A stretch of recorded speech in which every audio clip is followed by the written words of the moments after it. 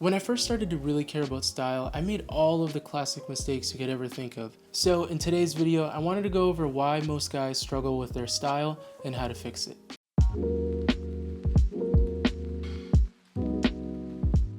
The truth is, every stylish person has a fallback outfit.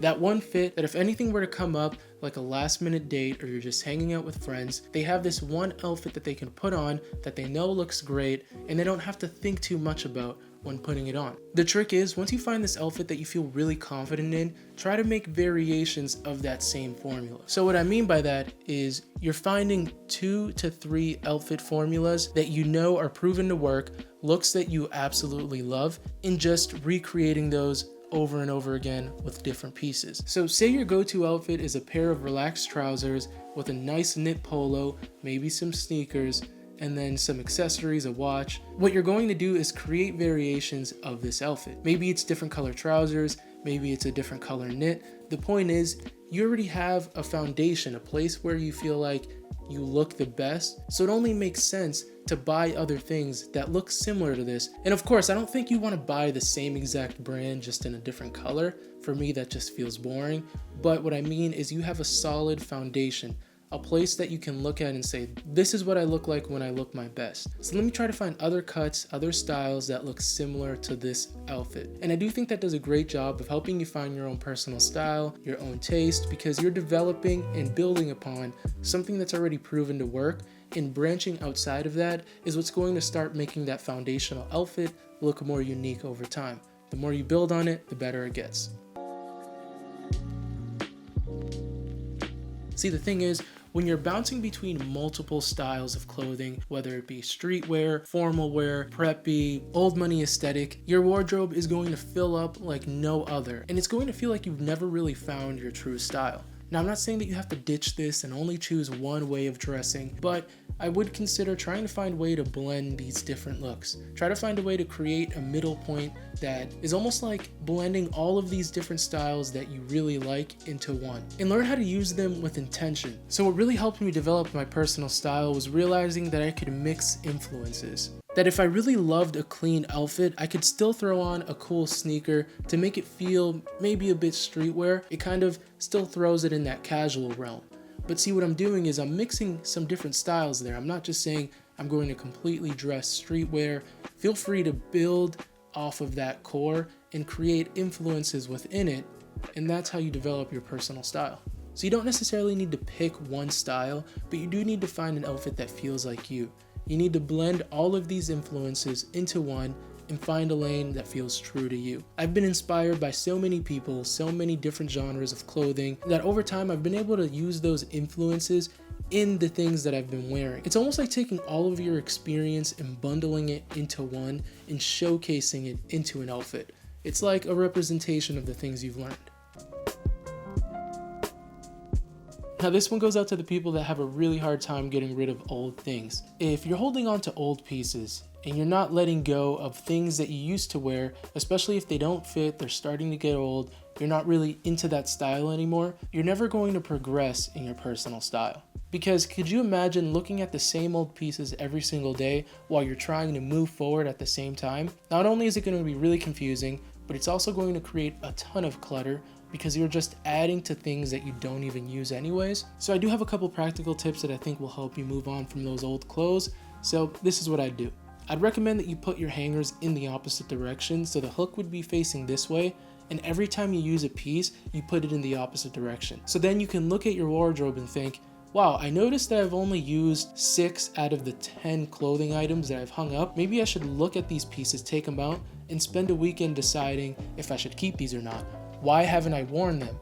Is it because of the graphics? Is it because I don't feel right when I wear it? I'm not at my most confident. So having that visual representation of the things you aren't using as often is going to make the decision process so much easier. You can actually see the things you aren't using. I've used that tip before, and it actually made me realize I was not wearing a lot of the things that I had in my closet, and eventually I ended up donating at least 3 bags worth of stuff. And of course, there's the obvious one where you just start getting rid of clothes that don't really fit you correctly anymore. That's going to be a telltale sign that you really shouldn't be keeping these anymore. So if you were to ask me, why do most people struggle with their style? It's because a lot of times they're not moving on from those old things and they continue to wear that old style. So don't be afraid to slim down that closet and go through the things that you aren't wearing anymore.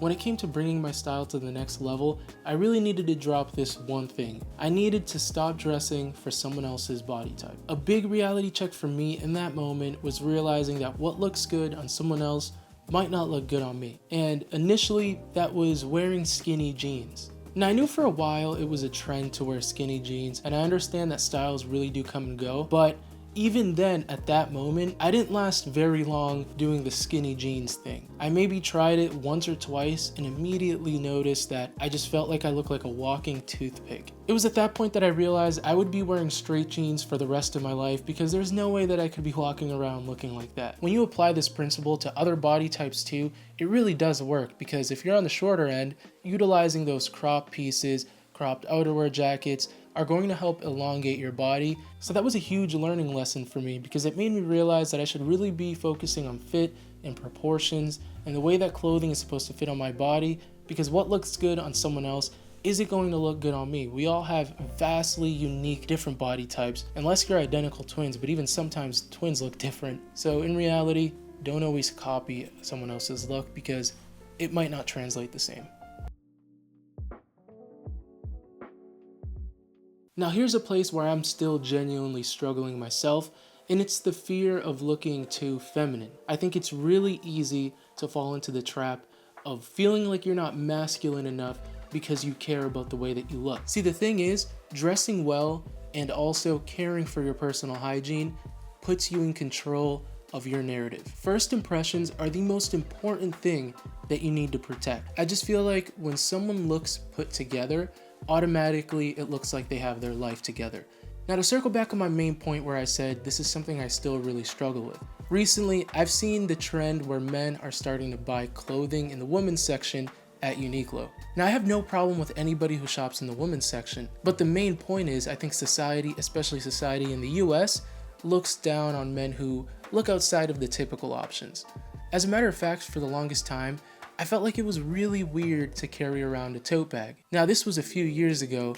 I'm definitely over that now at this point. I think ever since traveling, especially outside of the United States, you will see how popular it is for anyone to carry, whether it be a bag, a tote bag, whatever the case may be, because it's just convenient. But I think in society, especially in the United States, there's a certain image that the man had to keep. So I think ever since traveling, I've definitely opened my perspective when it came to that, and I feel like I don't feel less masculine for doing this. So if you can resonate with this, completely discard that way of thinking, because caring about the way that you dress, the way that you smell, maybe even a skincare routine, doesn't make you any less of a man. As a matter of fact, I think it's one of the most mature things that you can do, and it might be holding back your style because you're not broadening your horizons.